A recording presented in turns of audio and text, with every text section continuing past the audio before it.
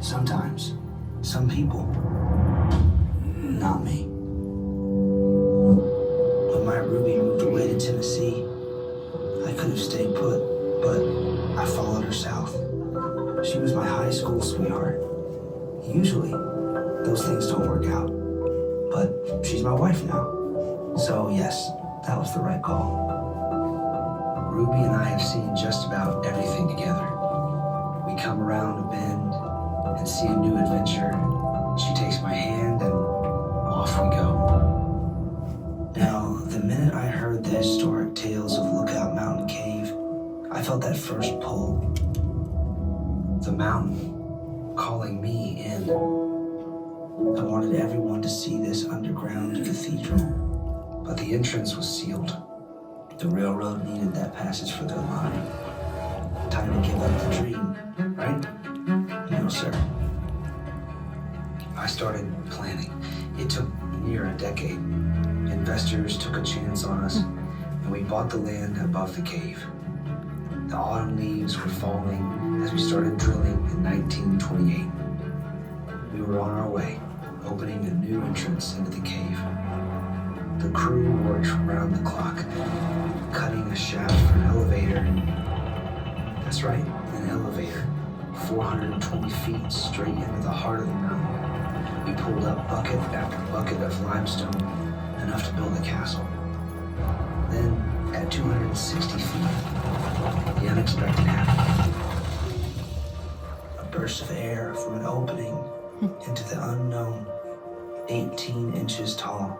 I swear it summoned me. If our drills hadn't stayed true, if our aim had been a few feet in either direction, we would have missed it. Something we weren't even looking for in the first place, but we found it. Or maybe it found us.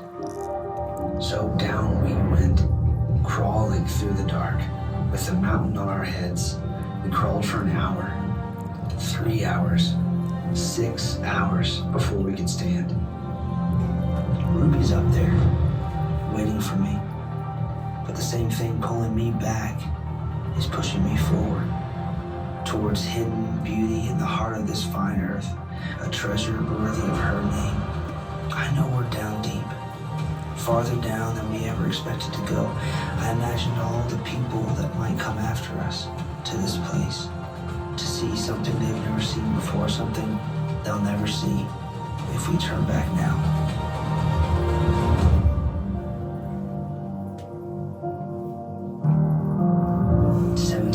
Later, we crawled out of the dark, forever changed. It's the anticipation of what lies ahead that pushes us forward, that draws us to explore. Sometimes the unknown is the greatest adventure.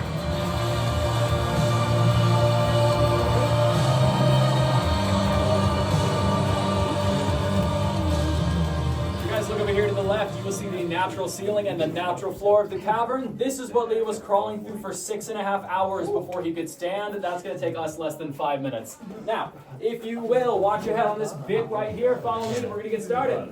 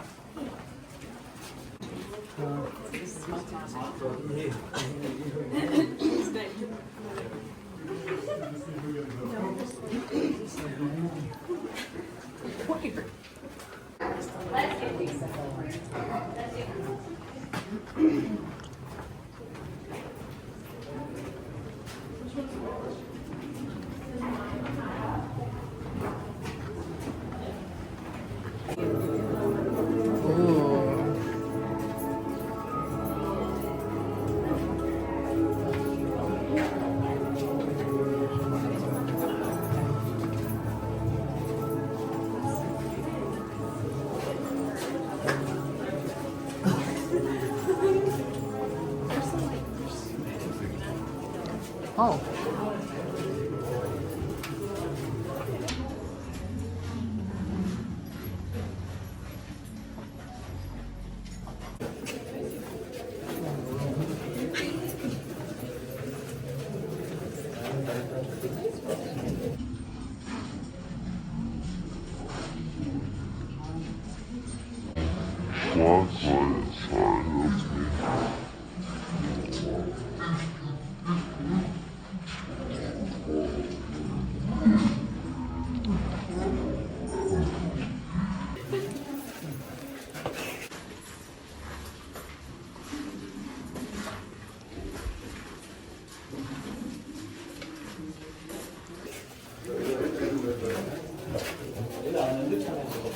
How is that onyx?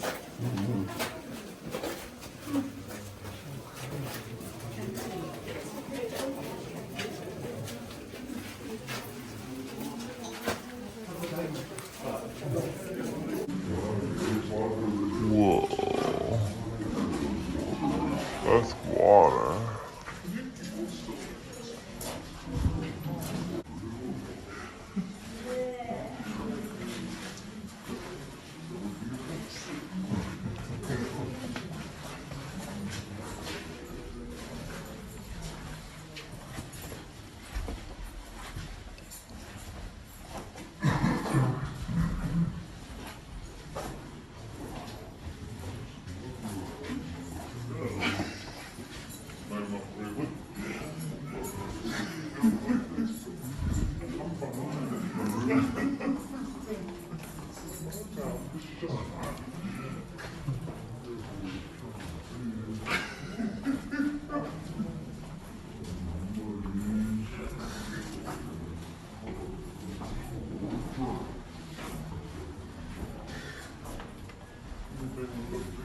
That was named after her, but I digress. So, this massive Artemis column you can see in the middle of the hallway is estimated to be anywhere between 3 to 5 million years old, making it one of, if not the oldest formation in the entire cavern.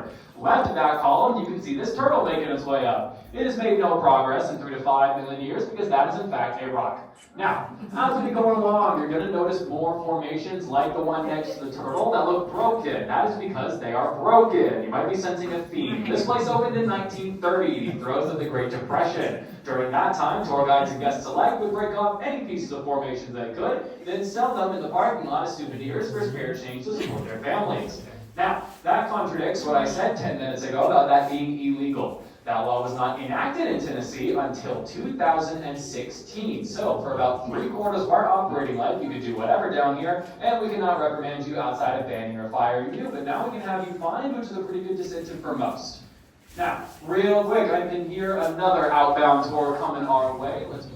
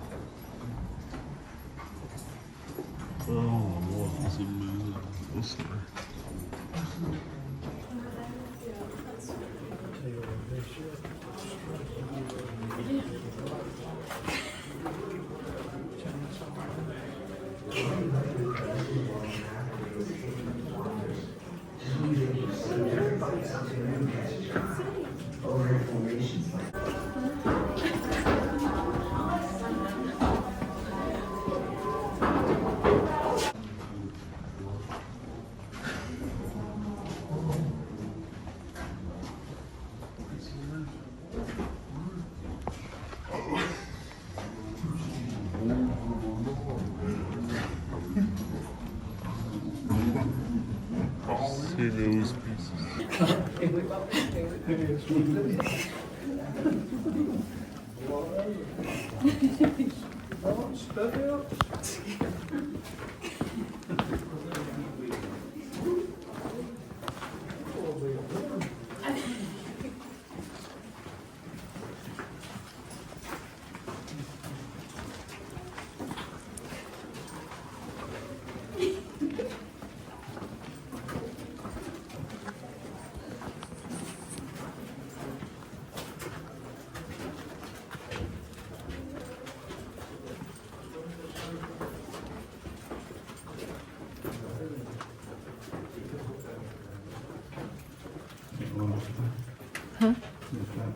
Oh, it's beautiful.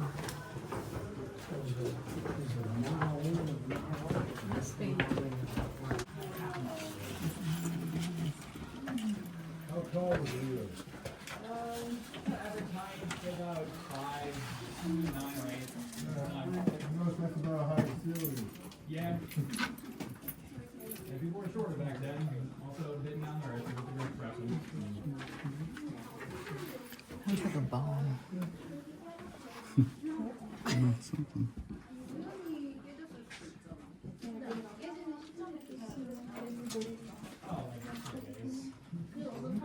They have a sheet that they give us, then we have to do important stuff, and then they give us some description.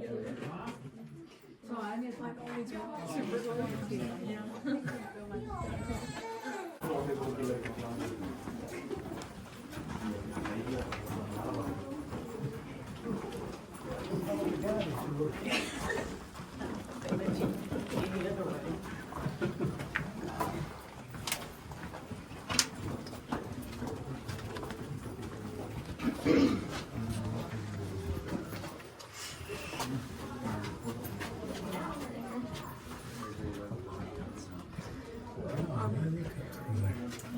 That's so nice.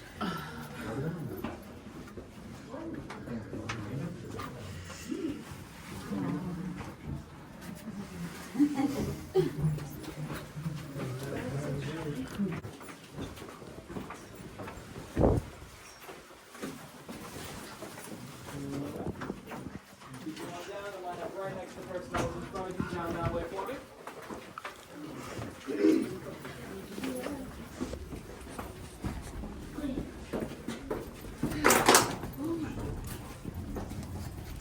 Just a water bottle. Scared me.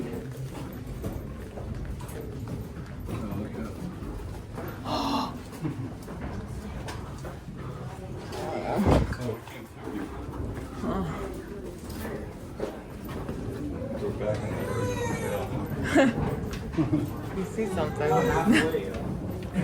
see a little more. Out of here through the gift shop to your cars, you'll walk the full mile, and that way you can brag to everyone on Facebook and not lie. So, we started today 260 feet below ground. We are now currently 1,120 feet below ground, because as we went forward, the mountain went up, as they tend to do. We're right below the peak of Lookout Mountain, Point Parker, Rock City, where you can get out and view all the 7 states that encompass Tennessee. So, any change in depth is a technicality. Speaking of, what we're about to see, technically not 100% of Ruby Falls. Ruby Falls is classified as a series of cascades that lead all throughout the mountain and eventually out to the Tennessee River.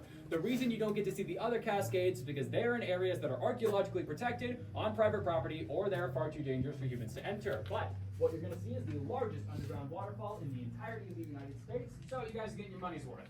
Now, they figured out that the water was rushing out to the Tennessee River by dyeing the reservoir you'll see back there with a specific non-toxic dye, and eventually observing every possible exit point on the mountain waiting for that color to appear, and it just so happened to flow out to the Tennessee River. They also did this to try to figure out where the water of the actual waterfall was coming from. They dyed every single lake, stream, and river on top of the mountain waiting for color, and none of it came out through that mouth. Because Ruby Falls is a watershed system. What that means is that lake, rain, and river water will seep in through the ground through various cracks, not from any one specific location. Eventually it forms into a massive container, which then leads out to the mouth of the waterfall. What that then means is that depending on the recent weather patterns around Chattanooga, the pressure of the falls and the levels of the streams and rivers within the cavern will rise and lower accordingly. For example, a couple of months ago, Chattanooga suffered a tornado. A few days after that, that thing was going off like crazy, and we had to shut down our cave for a bit because the streams and rivers were flooded. Now, conversely, if we ever experience an extended period of drought, some folks might get back there and demand refunds. They don't get them. Biggest question we get about Ruby Falls is, are you allowed to drink the water? No. If you remember in the Hallway of Dreams, Leo mentioned the different mineral concentrations and how they affect the color of the formations you saw. He mentioned calcium carbonate, iron oxide, and magnesium. Magnesium is a laxative, and it only needs to be at a 5% concentration to take effect. That water is 15% magnesium, 3 times that amount. If you got a single gulp of water down your throat, you are not making it out of the cavern before we make it everyone else's problem. The place opened in 1930. It was discovered in December of 1928, meaning that's about a 1.5-year turnaround time from discovery to tourism, which sounds pretty efficient until you remember that it was 1930 and everything is terrible in 1930. They did not have OSHA back then, nor unions, which were not immediately grounded to the dust. So what they had the workers do was come down in 24-hour, 8-hour consecutive shifts, meaning a group would come down, line to the cave for 8 hours, no breaks, leave, come down 8 hours, leave, come down 8 hours, leave, ad nauseum until this place was finished. It only took a couple of months to mine through the entirety of that elevator shaft back there, and the rest of the time was spent mining from there to here. Now, they had a pretty good path set in stone for them, pun unintended, due to the fact that 1 million or so years ago, a stream once existed through this cavern that was eroding it for them. That stream no longer exists because in the interim between then and now, the hole into the Tennessee River opened up at the bottom of the reservoir, draining this stream, or draining the reservoir below a certain point, drying up the stream. We've since modified the area a bit, making that one hole a bit wider and a bit deeper, so all the water would funnel below one spot. We could stand there and observe the beauty of the waterfall without getting soaked. Yeah, where we're going to be standing used to be the entirety of Ruby Falls' water reservoir, which means where we're currently standing is not the entrance in which Leo discovered the room back there. He discovered it in a small entrance above us. Once we get back there, if we turn around and look at the back wall, you're going to see a teardrop-shaped indentation there with a crack down the middle of it. He fell out of there 20 feet to 5-foot deep water. Now, some people overestimate how big 20 feet is. Olympic diving competitions use that as their standard. It's really not that high, perfectly survivable. Some people think he fell out of the ceiling or out of the mouth of the falls. That did not happen. He would have died. That's over 100 feet, and water can only cushion your fall for so long before it becomes wet concrete. Now, he was also above 5 feet tall, so he was not in any threat of drowning during this scenario, but it was a pretty fun 18 seconds before he remembered that. So he thrashed around for a bit, got his bearings, explored the room for a little bit, probably figured out why he shouldn't drink the water, and then made his way back. He was down here for a total of 17 hours. Now, I know you guys don't want to be down here for 17 hours, and at least one question has been burning in the back of your mind since you left the elevator. What happens if it goes down and doesn't come back up? Well, we have an alternate exit because we're not stupid anymore. So, OSHA came down in the mid-1970s, came down for routine inspection, saw that we didn't have an alt exit, came up, slapped our manager in the face a couple times, and now we have an alt exit. If you guys saw that dark hallway to the right of the elevator as you came down, that's what that is. It just leads out the side of the mountain. We get some vans down there, bring you back up to our gift shop so you can get in your cars, go home, and write a scathing review about your experience.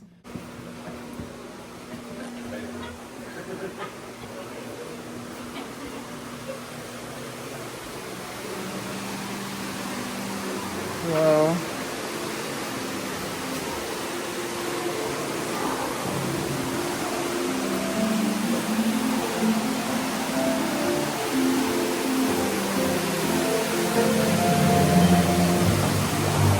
Whoa.